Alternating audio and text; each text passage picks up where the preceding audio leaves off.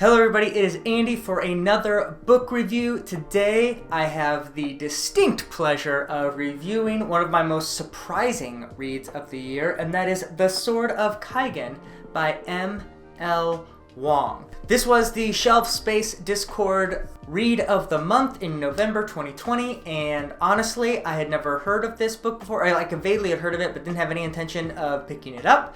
I didn't know pretty much anything about the story or about the world when I actually picked up the work, but I am so glad I did. It is a self-published work, and I have to say, in a very sort of asshole way, I assumed that the writing was not going to be up to snuff, and I was happily very, very wrong. M.L. Wang is an incredibly talented author, and I'm really, really excited to see what she does next, because the potential that was in Sword of Kaigen is huge, and most of the execution, as I'm going to talk about in this book review. Of course, this book review is going to be spoiler free because I want a lot of you out there to read it. And also, just as a pro tip, right now it is Sword of Kaigen is free on Kindle Unlimited, or if you don't have Kindle Unlimited, it's just $2.99 right now at the moment to purchase on Kindle. There's also a physical book, and also in August of this year an audiobook came out, so there's really no excuse.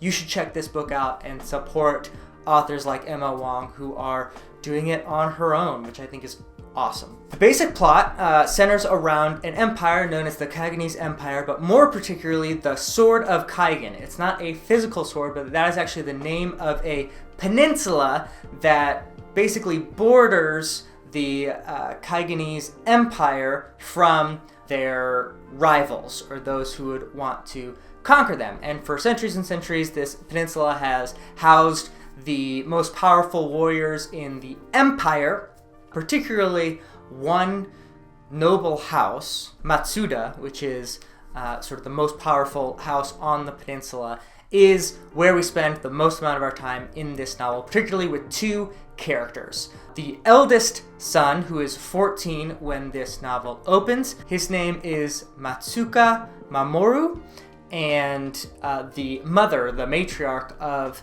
this family, whose name is Matsuda Mizaki. So they say the last name, from our perspective, the last names go first. The family name goes first, and then the individual name. So it's Mizaki and Mamoru is the ones that we follow. Mamoru is going to school, and we start out several of our chapters with him going to school, getting to know him. He is an incredible warrior and is basically trying to prove himself like any 14-year-old in a world, especially in this warrior culture. Mizaki is a much more complicated character. She's unique for what we normally see in the fantasy genre, and I should say right off the bat, the characterization of both of these characters is off the charts good and completely took me by surprise, especially the Mizaki storyline.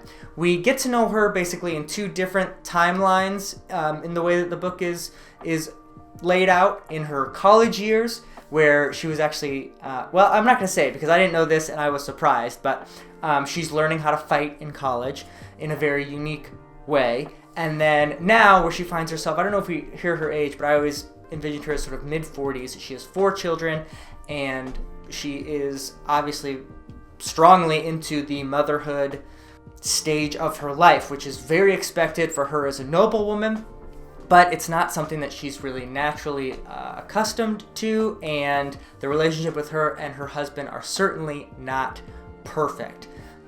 These characters are incredibly real and tangible, and Wang is so impressive with what she does with the space. This is not a huge book. I think it's a tad over 500 pages, but it feels like I have read like a Game of Thrones book with the amount of time that these characters get and how much flesh is on the bones of them as characters. And the thing that really puts this book over the top as I talk about Mizaki and Mamoru is that both of their storylines discuss themes and character growths that are just not seen a lot in the fantasy genre.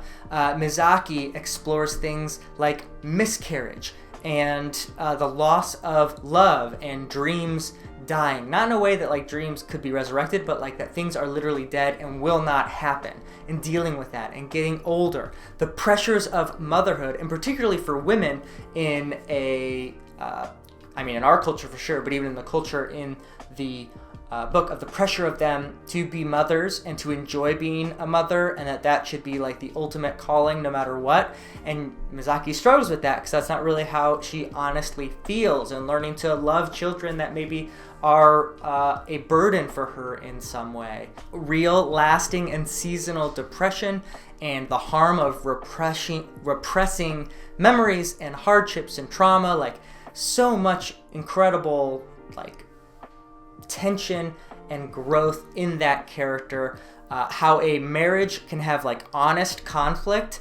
Like this isn't just like, you know, they're sleeping around or they're cheating on each other or like there's bad communication. Like there is bad communication, but it's much deeper and in a much more real human sense in this marriage. I think it's just so well realized. And Mamoru is a character we've heard a lot of, right? A young kid who's very good at fighting and is seeking to prove himself. Like we've seen that a lot, but he feels so unique. I also love there's a huge, and this is Malazan-esque, a huge emphasis on mistrust of authority, and particularly in history and how it's taught to you, and to question how you receive information, not just going off of what particular people have said and told to you, particularly authorial figures like governments or family, those sort of things. Love that sort of postmodern spin. It's just a really incredible book. But let's get to some fantasy stuff, because obviously this is a fantasy channel. Outside of this, the world that is built here is so unique. I didn't know this going in, but it's a semi-modern society. Like there are things sort of like cell phones. There are communication towers. There's something like akin to the internet. They're all kind of called different things, but you sort of slowly realize there's electricity. You slowly realize that like, oh, this is sort of a modern world. But the society is still very much I think Japanese-inspired sort of older culture, that older in the sense of like its ideals, not in its technology. And I find that very fascinating. I'm not an expert at all in Japanese culture, so that could be totally off. I'm going by what a couple other people have said about this book as they've discussed it. The magic in this world is so cool. It's basically certain people from different areas have different affinities with the world around them. In this peninsula in particular, these people are very close with water and can do incredible stuff by sensing the water in the world around them. And the enemies that they are like thrown into conflict with do the same, but with air. It's maybe Airbender-esque, but I didn't really feel that connection all that much until, again, I heard someone else say it in a discussion I had on Discord about this. And so maybe a little bit, but to me it felt so unique in how it's described, because actually both Mamoru and Mizaki can do that to various degrees. And so the experience of that magic is so personal and unique. And not just for like magical purposes, like it's part of the world, like how they cook or how they build buildings, or these sort of things are all affected by their various magical talents or affinities. And it's so well realized and thought out. Like the world that Wang has created is really, really great, and like I said, unique. She is also an incredible writer of action. The action scenes are full of weight, and like at any moment you feel like you could lose one of your characters, or if not one of your characters, one of the people that you care about, or that they could lose, but also that amazing things are happening and you can envision everything that is happening. Like it is a page turner to the max. One final positive before I turn to some of the not negatives, but critiques I might have for this work, is the structure. I love the structure of this book. Without giving too much away, Wang I shouldn't say mainly, but there's absolutely a huge climax, but it doesn't happen really at the end of the book. It kind of happens at like the 1/2 to 3/4 mark of the book, and she spends a long time dealing with the repercussions of that climax. And it is something that not a lot of authors do, but I am so happy she did, because the events of this book would bring so much trauma and change and things that we would want to see in a character that are often just summed up in a couple paragraphs at the end of like more popular fantasy fiction. But she spends some time delving into how this would affect these people that we've gotten to know and love. And I was blown away by that. Some people I know, because I've talked to them, especially in the Shelf Space Discord, are kind of hot and cold on that. And I definitely wasn't expecting it, but once I sort of got in that mind space, I loved it, and I'm a huge, huge fan of that. A few of the critiques I would have: there is some awkwardness and clunkiness with the world building. Particularly, I found when Wang tries to step out of the particular story she has. Like I said, the strength of this book are the characters Mizaki and Mamoru, and this peninsula and sort of the relationships that happen there that drives the plot in the story. But when you try to like zoom out on the world as a whole, generally I found myself losing a little interest or getting confused or just not caring as much about those as I did about what was happening at this Sword of Kaigen, at this peninsula in this family.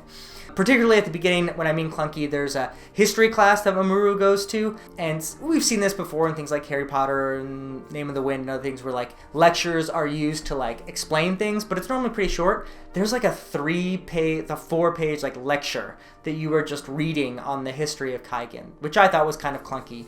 A couple chapters in, you kind of lose that as you get to know Mamoru and especially Mizaki, and then you're just hooked. But that is definitely a negative.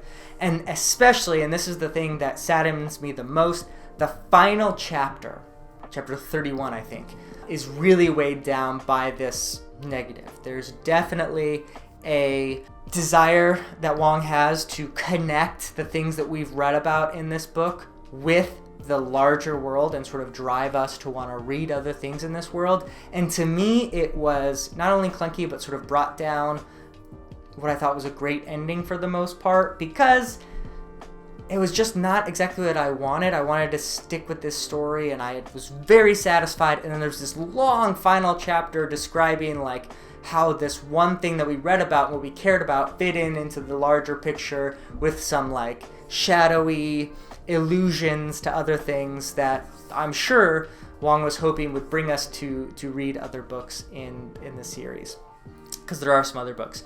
I found that, again, sort of clunky and somewhat off-putting, and I thought took away from what I just said, the like great slower ending, and that just made it feel much longer. And I think a lot of people who really didn't like the ending are going to especially not like that last chapter, because I think it's the longest chapter in the book, trying to sort of tie in all of these various other aspects outside of the story that we had read. So not a huge fan of that. I think some revisions could make that maybe an epilogue or like a separate short story that is included at the end of the book or something like that, that I think would really help it to, I don't know, not take away from the Sword of Kaigen as a book, as an actual novel.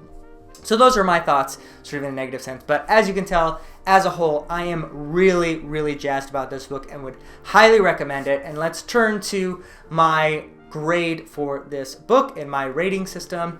This is very, very difficult because I'm kind of going back and forth between a universal recommend and a long endorsement. And what really tips me over the edge is that this is a self-published work, and I think we should support people who are brave enough to write their own books and just put them out there with confidence. And overall, I do think it's a fantastic story, a unique world, and great characters. So the core of this whole book is so amazing. Just know that there are a little bit of drawbacks, especially at the end. But I'm going to tip it, because of all those things, right into the universal recommend category. Would strongly say pick up the Sword of Kaigen, read it. I think you're going to be really happily surprised, or if you watch this review, you're probably going to have high expectations. So I think your expectations are going to be met, because it is just a great book. I really am so glad I read it. So different from a lot of stuff I've read. Be sure to pick it up. Also, be sure to subscribe to my channel for more bookish content. Comment down below to let me know what you thought of Sword of Kaigen. If you've heard of it, let's talk in the chat below. Also, be sure to join my Discord to keep talking about books.